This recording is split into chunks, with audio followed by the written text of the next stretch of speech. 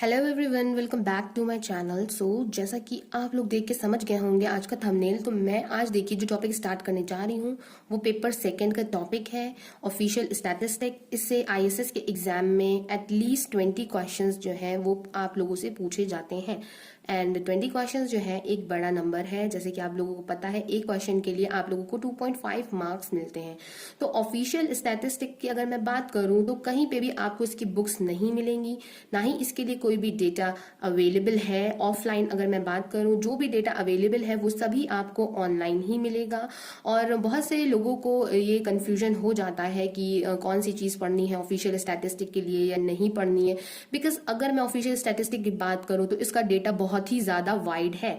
अगर आप लोग मॉस्पी की ऑफिशियल वेबसाइट पे जाओगे तो वहां से आप लोगों को बहुत से डिफरेंट लिंक्स मिलेंगे जहां पे आप लोगों को बहुत सारा डेटा मिल जाएगा। बट हम लोगों को ये नहीं पता होता है कि एग्जैक्ट हमें अपने सिलेबस से रिलेटेड क्या चीज पढ़नी है और क्या चीज नहीं पढ़नी है।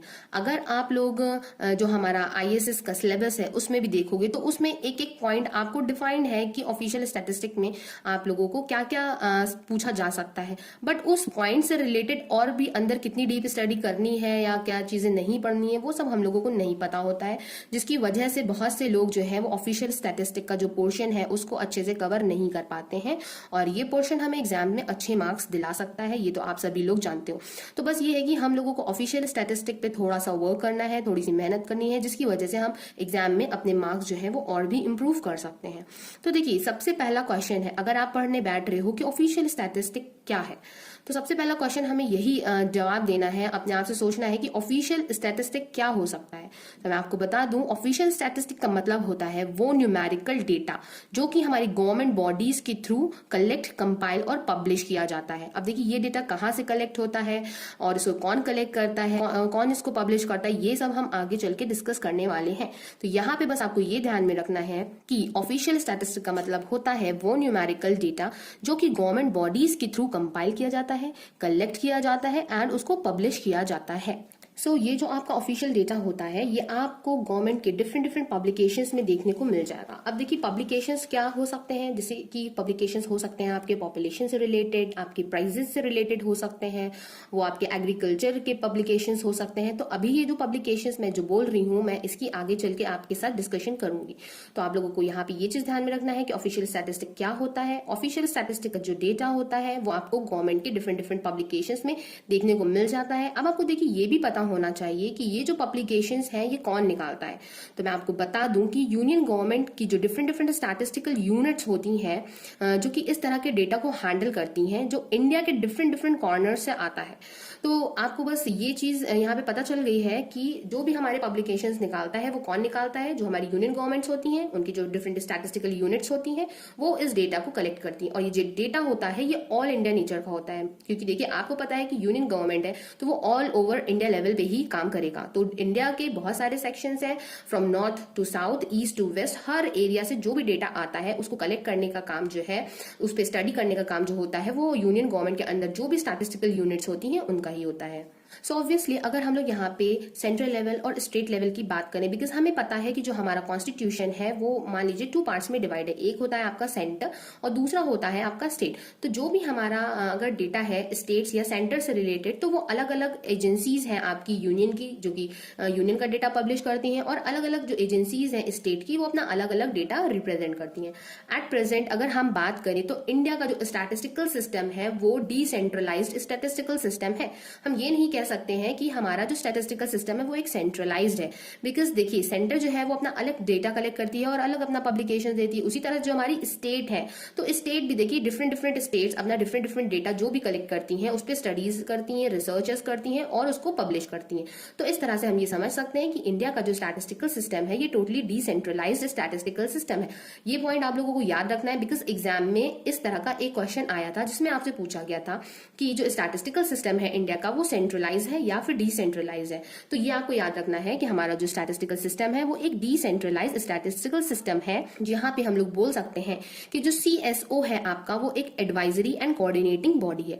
तो देखिए, जो लोग नए हैं, जिन लोगों को नहीं पता है कि CSO क्या होता है, तो मैं बता दूं कि CSO का जो फुल फॉर्म है वो है सेंट्रल स्टैटिस्टिकल ऑफिस। इससे पहले जो इसका नाम हुआ करता था वो होता था सेंट्रल स्टैटिस्टिकल ऑर्गेनाइजेशन, बट इसका नाम चेंज करके रख दिया गया है central statistical office. Now CSO है, CSO के अंदर भी बहुत सारे इसके फंक्शंस हैं, बहुत सारे इसके काम हैं। वो काम मैं आपसे एक अलग वीडियो में बहुत अच्छे से डिस्कस करूंगी, जिससे आप लोगों को और भी ज्यादा क्लियर हो जाएगा।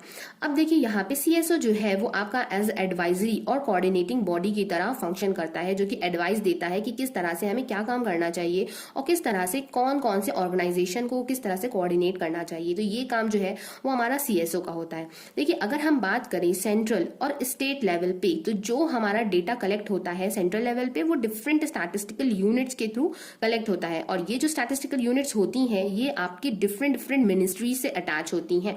आपको ये चीज पता होना चाहिए कि जो भी आपका सेंट्रल लेवल पे आपका जो हेड ऑर्गेनाइजेशन होगा उसको हम लोग मिनिस्ट्रीज कहते हैं, और हिंदी में आप लोग मंत्रालय के नाम से भी इसको आप लोगों ने सुना होगा।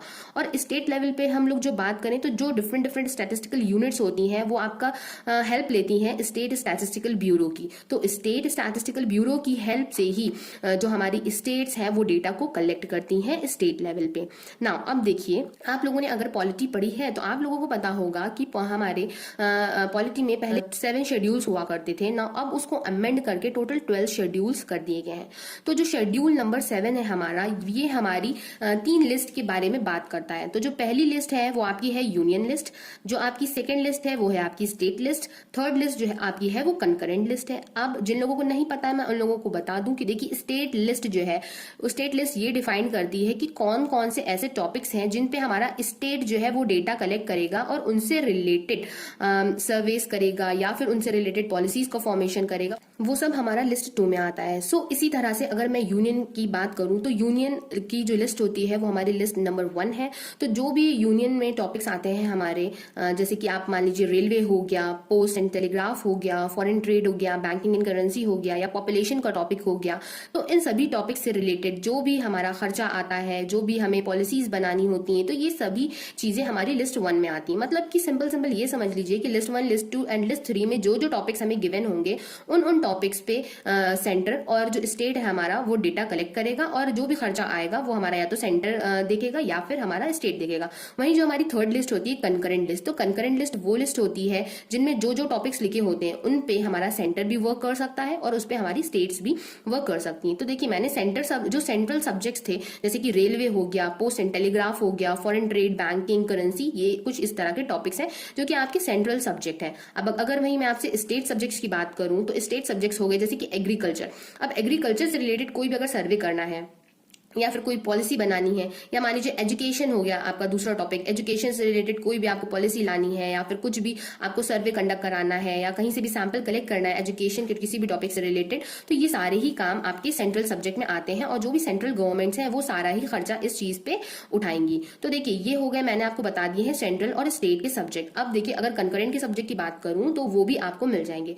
तो मैं यहाँ से आपको बता रही हूँ, आप लोगों के सभी लोगों के पास लक्ष्मीकांत होगी पॉलिटी की बुक। तो उस लक्ष्मीकांत की पॉलिटी की बुक्स में आप लोग पीछे चैप्टर्स कुछ गिवन है जहां पे आप लोगों को union list, state list and concurrent list सभी गिवन है। उनके सभी टॉपिक्स जो जो स्टेट और यूनियन के अंदर और कंकरेंट के अंदर आते हैं, वहां से वो टॉपिक्स आप लोग जाके देख सकते हैं और एलैबोरेटेड स्टडी उसकी कर सकते हैं। तो यहाँ से आप लोगों को बस ये चीज ध्यान में रखनी है कि जिस भी टॉपिक के अंदर जो भी हमारा लिस्ट के अंदर जो भी टॉपिक्स आ रहे हैं उनका जो भी खर्चा होगा वो हमारा वही गवर्नमेंट जो है वो बेयर करेगी।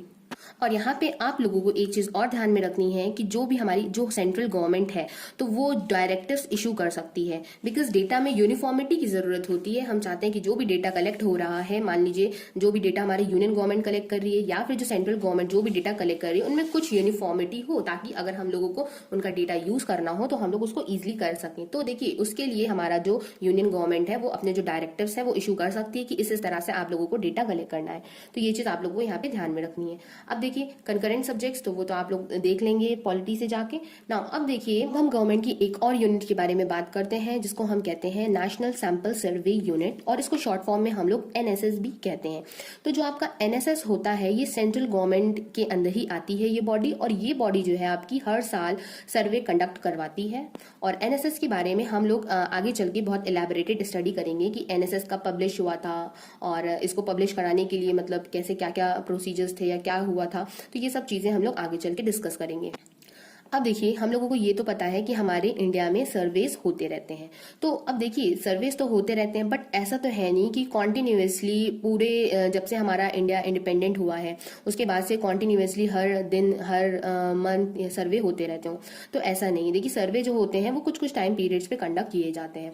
तो जो एनएसएस का काम होता है, एनएसएस का काम होता है सर्वे कराने का। तो वो सर्वे इसलिए कराए जाते हैं ताकि जो भी हमारे जो डेटा है, स्टैटिस्टिकल डेटा है, उसमें अगर कोई भी गैप्स हो तो उसको फिल किया जा सके या कोई भी इंफॉर्मेशन मिसिंग हो उस चीज को फिल किया जा सके। तो उसके लिए हम लोग क्या करते हैं, एनएसएस की हेल्प लेते हैं और सर्वे कंडक्ट करवा देते हैं। सर्वे कंडक्ट करवाने के बाद जो भी हमारे पास डेटा अवेलेबल होता है तो उस डेटा को हम लोग प्लानिंग कमीशन के पास सेंड कर देते हैं। अब आप लोगों को पता है कि प्लानिंग कमीशन का काम क्या होता है कि हमारी कंट्रीज के लिए प्लान्स बनाना ताकि हम लोगों की इकोनॉमी और भी ज्यादा ग्रो कर सके, या और कोई भी प्लानिंग फॉर्मेशन करना है तो वो सभी काम हमारा प्लानिंग कमीशन के अंदर आता है। अब प्लानिंग कमीशन के बारे में अगर आप लोगों को डीप स्टडी करना है तो भी मैं आप लोगों को बोलूंगी आप लोग लक्ष्मीकांत को रेफर कीजिए, वहां पे प्लानिंग कमीशन का पूरा चैप्टर है, वहां से आप लोग इसके बारे में पढ़ सकते हैं ना। इसके बाद एक और इंस्टीट्यूट देखिए पिक्चर में आता है जिसका नाम है आईएसआई, आप लोगों ने सुना होगा। इसका फुल फॉर्म होता है इंडियन स्टैटिस्टिकल इंस्टीट्यूट। देखिए इंडियन स्टैटिस्टिकल इंस्टीट्यूट जो है ये कोलकाता में सिचुएटेड है, और इसकी जो वर्किंग है वो कुछ इस तरह से है कि आईएसआई जो है जो भी ट्रेनीज होते हैं उनको ट्रेनिंग देता है, जो भी थियोरेटिकल एंड अप्लाइड स्टैटिस्टिक पे रिसर्च करते हैं तो वो सभी रिसर्चेस जो है वो आईएसआई के अंदर में ही होती है।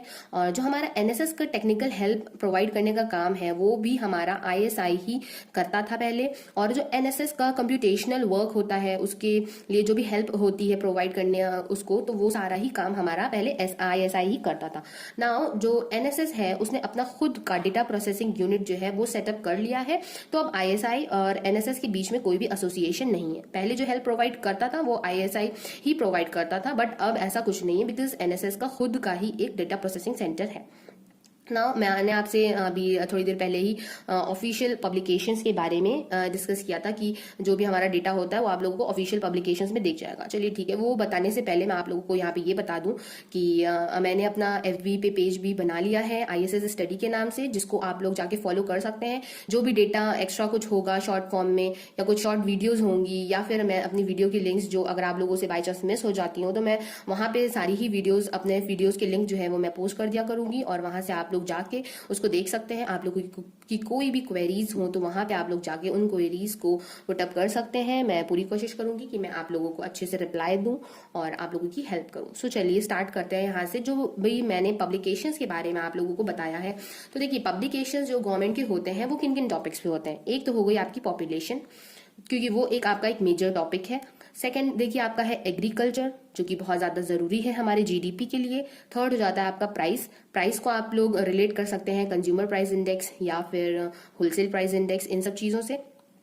फोर्थ आपका होता है इंडस्ट्रियल प्रोडक्शन, जिसको आप लोग आईआईपी भी बोलते हो। ओके, देन आपका आ जाता है ट्रेड एंड कॉमर्स से रिलेटेड डेटा या फिर ट्रांसपोर्ट एंड कम्युनिकेशन से रिलेटेड डेटा। तो ये डिफरेंट डिफरेंट टॉपिक्स है, और भी टॉपिक्स है, मैंने आपको कुछ टॉपिक्स यहाँ पे बताए हैं जिनसे रिलेटेड गवर्नमेंट अपने पब्लिकेशंस निकालती है। तो देखिए सबसे पहला टॉपिक मैंने आपसे बात करी थी पॉपुलेशन के बारे में। तो पॉपुलेशन के बारे में आप लोग ये बताओ कि आप लोगों को वैसे अगर पता हो तो आप लोग बता सकते हो कि हमारा जो पहला पॉपुलेशन है वो कब कंडक्ट किया गया था, और उस टाइम पे कौन से मेथड जो था पॉपुलेशन कंडक्ट कराने के लिए, कौन कौन सा डेटा कलेक्ट करने के लिए कौन सा मेथड यूज किया जाता था। अगर आप लोगों को पता हो तो आप लोग कमेंट बॉक्स में कमेंट करके मुझे बता सकते हो, और अगर जिनको नहीं पता है तो वो लोग प्लीज वेट करें। मैं नेक्स्ट वीडियो में आपको जो पॉपुलेशन स्टैटिस्टिक है उससे रिलेटेड पूरी डिस्कशन आप लोगों से करूंगी। सो आई होप कि आज लोगों का वीडियो आप लोगों को पसंद आया होगा, और अगर पसंद आया हो तो मुझे कमेंट बॉक्स में कमेंट करके जरूर बताइएगा।